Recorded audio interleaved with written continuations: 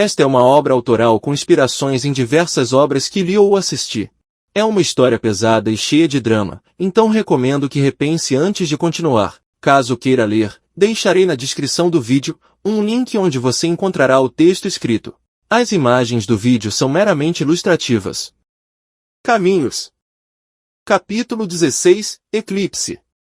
Decidido a evitar mais tragédias, Akon fez um esforço final e tomou o caminho rumo a Solaris, a última grande cidade do reino. A estrada era longa e traiçoeira, mas seu coração estava decidido. Depois de semanas vagando sozinho, os passos de Akon ecoavam por trilhas desertas, seu corpo oscilando entre o descontrole e a luta constante para preservar a sanidade. A criatura em seu interior rugia, pedindo liberdade, enquanto sua vontade resistia, enfraquecida, mas não vencida. O cenário ao redor parecia refletir o estado de sua alma, montanhas cinzentas, árvores retorcidas pelo vento, e a bruma fria que abraçava o mundo em um silêncio inquietante. Finalmente, ele chegou às portas da cidade de Solaris. A cidade era um bastião de pedra e luz, cercada por altos muros que se erguiam contra o horizonte. As ruas estavam movimentadas, mas Akon atravessou a multidão sem olhar para os rostos ao seu redor. Seu objetivo era claro. Ele seguiu direto para a prisão, localizada próxima ao coração da cidade,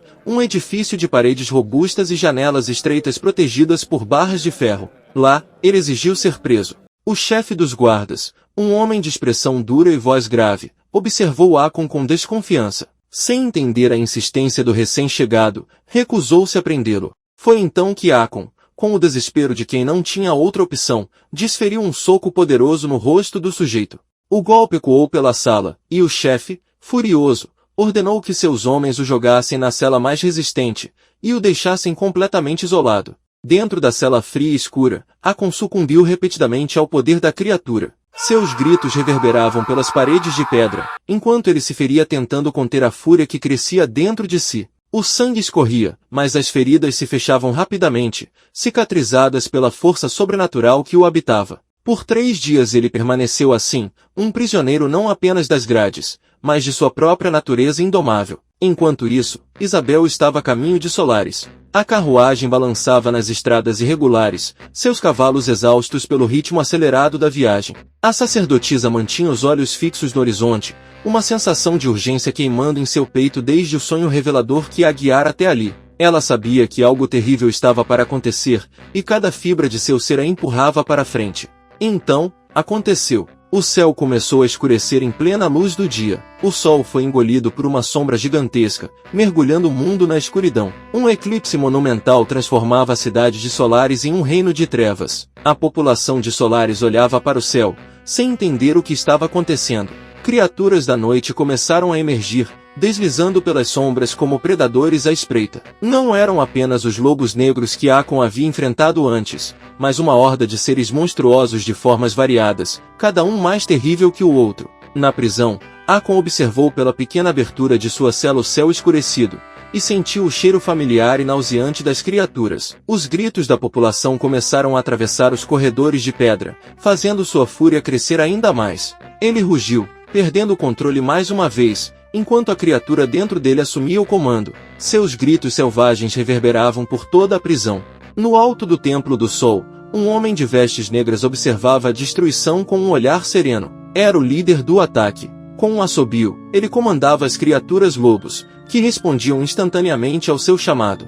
De sua posição elevada, ele avistou Isabel chegando à cidade, acompanhada por alguns poucos guardas. Com a mesma rapidez e precisão de um predador, o sujeito avançou, eliminando os guardas em um piscar de olhos. Seu movimento era um borrão de velocidade e força, e os corpos dos guardas caíram antes mesmo de perceberem o ataque. Isabel ficou paralisada, assustada com a presença esmagadora e a energia maligna que emanava daquele homem. Algo naquela força obscura fez lembrar de Akon, mas o poder dele parecia muito maior, uma escuridão que quase engolia. O homem a observou com um sorriso frio e lhe revelou que se chamava Noxious. Ele continuou a falar e disse que se ela buscava o jovem caçador de criaturas, o encontraria na prisão, mas alertou, talvez ele já não fosse mais capaz de reconhecê-la. Com um assobio baixo, ele se afastou, ordenando que as criaturas não a atacassem. Noxious tinha o conhecimento da relação entre Akon e Isabel, pois presenciou sorrateiramente a aventura dos dois no caminho leste de Oster. Isabel, Lutando contra o medo que congelava seus músculos, correu para a prisão. O cheiro de sangue e desespero preenchia o ar, enquanto ela avançava pelos corredores úmidos e mal iluminados. Ouviu os gritos guturais, e seguiu o som até encontrar a cela de Akon. Pela pequena abertura na porta, viu o estado lamentável em que ele se encontrava, o corpo coberto de sangue seco, os olhos brilhando em um tom quase animalesco, a respiração pesada como a de uma fera enjaulada.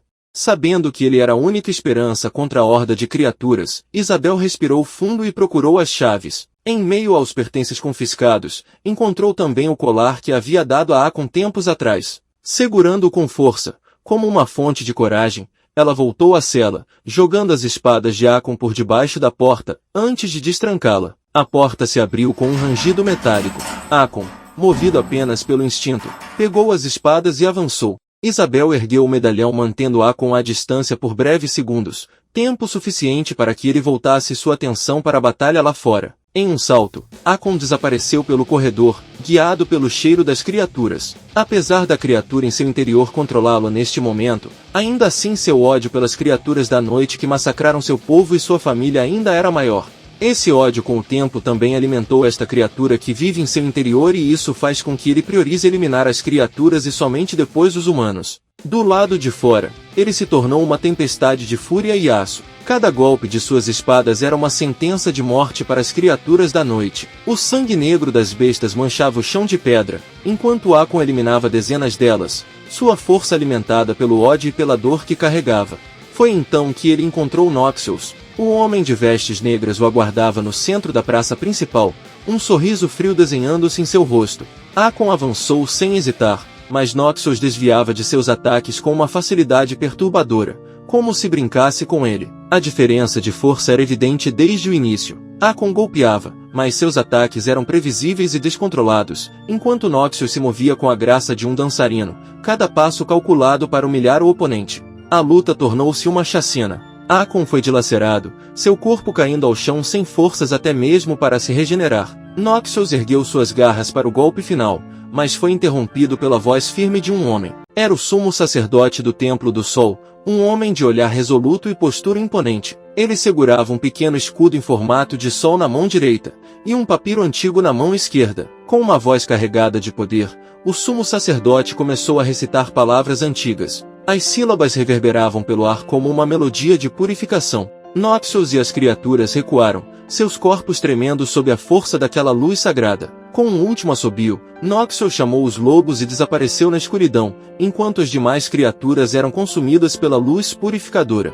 O ataque terminou. A cidade de Solaris estava a salvo, mas as baixas foram devastadoras. Mais da metade da população havia sido massacrada. Os sobreviventes recolhiam os corpos, seus rostos marcados pelo horror e pela dor. O sumo sacerdote assumiu o comando, e rapidamente pediu que os sobreviventes menos feridos ajudassem os demais. Os feridos foram levados ao Templo do Sol para serem tratados, incluindo Akon. Ainda inconsciente, ele foi colocado em uma sala trancada. Seus ferimentos estavam estranhamente lentos para cicatrizar. Isabel cuidou de suas feridas, sabendo que, quando ele acordasse, enfrentaria uma nova batalha. Há de recuperar a própria humanidade.